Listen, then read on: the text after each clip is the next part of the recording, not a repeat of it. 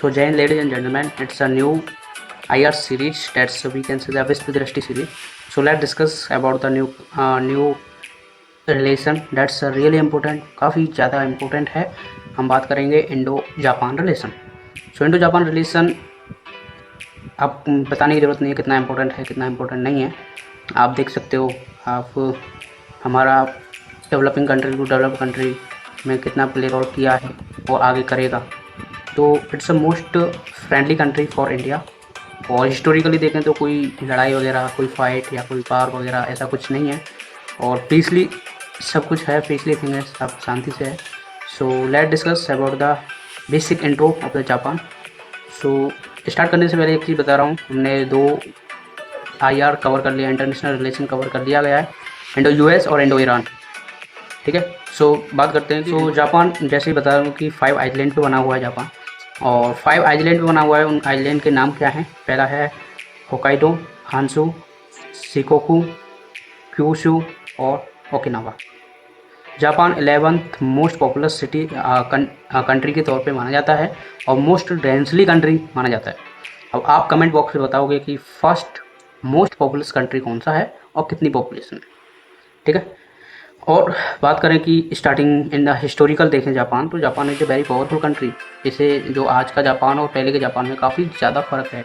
उनकी पॉलिसी को ले लो, उनकी वो ले लो।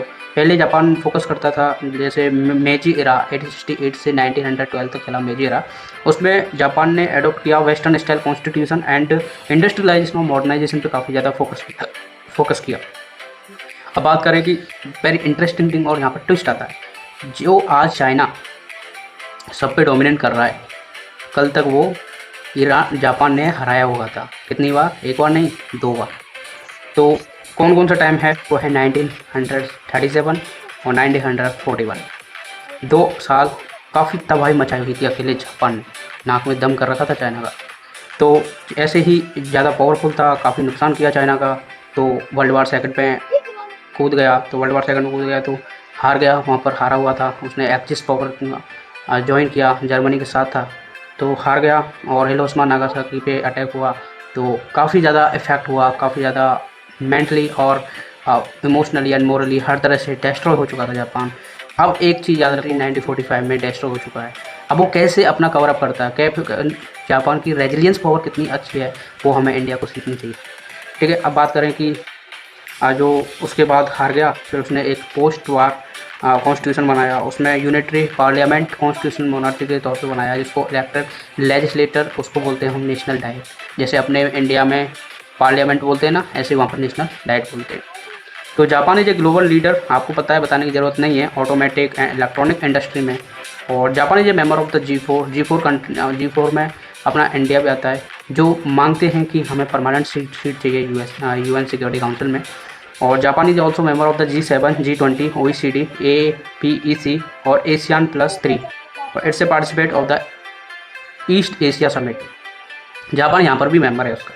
और 2014 में इंडिया और जापान ने अपग्रेड किया अपने रिलेशनशिप को और special strategy and global partnership का नाम दिया, एक टैग दिया कि इंडो जापान रिलेशन को किस चीज़ नाम से जाना जाता है, उसे हम बोलते हैं special strategic and global partnership. तो इंडिया जापान ने CEPA comprehensive economical partnership agreement sign किया और इसको फोर्स में लेके आए 2011 अगस्त में। पैसिफिक ओशियन में सिचुएटेड है और जापान का बॉर्डर वेस्ट में सी ऑफ जापान और extending from the sea of Okinawa, Okhotsk north south and east China sea, Philippine sea, Taiwan in south. तो इसका बॉर्डर ऐसे लगा हुआ है, साउथ में ताइवान से, ईस्ट में चाइना सी से, फिलीपीन सी से, और बात करें नॉर्थ में ओकोत्सवा उससे। तो अब बात करें कि जो जापान ने काफ़ी नुकसान हो गया, जापान 2 नुकसान झेल चुका था, काफ़ी ज़्यादा हार्ट ब्रेकिंग सिचुएशन थी वहाँ पे जापान के पास। तो वर्ल्ड वार सेकंड के बाद उसके बाद रिनाउंस कर दिया उसने कि राइट टू डिक्लेयर वार। उसने कहा कि अब मैं ना ही कोई वार लड़ूंगा अपनी तरफ से, लेकिन मैं अपनी एक सेल्फ डिफेंसिव फोर्स बनाऊंगा, और वो self defensive force world strongest military में आती है। उसने अपने मिलिट्री टेक्नोलॉजिकली एडवांसमेंट में काफ़ी ज़्यादा इम्पोर्टेंट प्ले रोल किया। और वर्ल्ड वार सेकंड के बाद जापान ने एक रिकॉर्ड बनाया जिसे हम बोलते हैं इकोनॉमिकल मिराकल। इसका मतलब ये था कि इकोनॉमिकल मिराकल हम बोल सकते हैं कि जो कंट्री 1945 में सब तहस नहस हो चुका हो, सब कुछ खत्म हो चुका हो, वो 1972 में अगेन एक rising country, rising economical power बन के राइज होता है। तो जैसा कि आप बोलता था कि सेकंड लार्जेस्ट इकोनॉमी वर्ल्ड में 1972 में हो जाता है, और 1995 में वो स्टैंडर्ड रुक जाती है, क्योंकि जो प्रॉब्लम होती है, जो पॉपुलेशन वाली प्रॉब्लम बहुत ज़्यादा आती है, तो इस कारण से ये प्रॉब्लम होती है।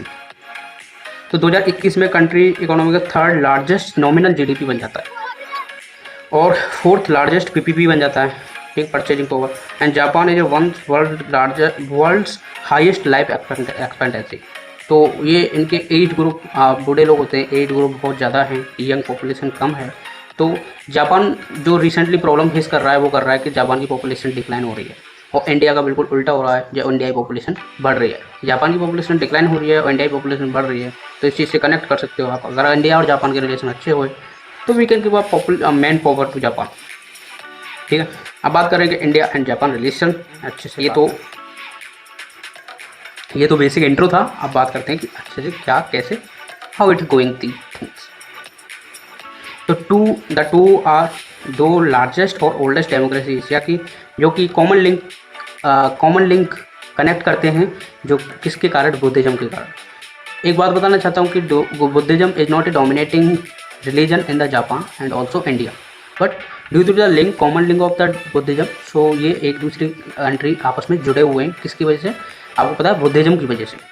दूसरा है कि ट्रीटी ऑफ पीस की जापान और इंडिया ने 9 जून 1952 में, और उसने अपने रिलेशन को रिस्टोर किया। और वर्ल्ड वार सेकंड का हैंगओवर हुआ था, लेकिन लगा लो अंदाज़ा कि जब डाउनफॉल चल रहा था जापान का, और इंडिया को एक पार्टनर चाहिए था कि आपस में एक दूसरे को पुश करते हुए या एक दूसरे को सपोर्ट करते हुए आगे बढ़े, तो उसने जापान ने सपोर्ट लिया। क्योंकि जापान को भी जैसे कोल्ड वार के टाइम पे, जापान वार के दौरान जो इंडिया ने जापान को क्या है, आयरन और प्रोवाइड कराया, क्योंकि वो इंडस्ट्रियल सेक्टर में वर्क कर रहे थे। तो इंडिया ने काफ़ी ज़्यादा सपोर्ट किया उसने, और इंडिया ने आयरन और इंडिया रिच है आयरन और में, तो उसने प्रोवाइड कराया और इंगेज किया 1991 में। और इंडिया ने अपनी 1991 में जैसे ही अपनी इकोनॉमी खोली, जो एलपीजी रिफॉर्म आया, आपने इंडो यूएस में पढ़ा हुआ है, तो ये काफ़ी ज़्यादा इंपॉर्टेंट रहा, और उसमें जापान ने भी की प्ले रोल किया।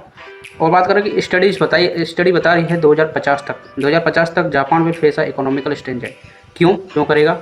रीज़न बताओ।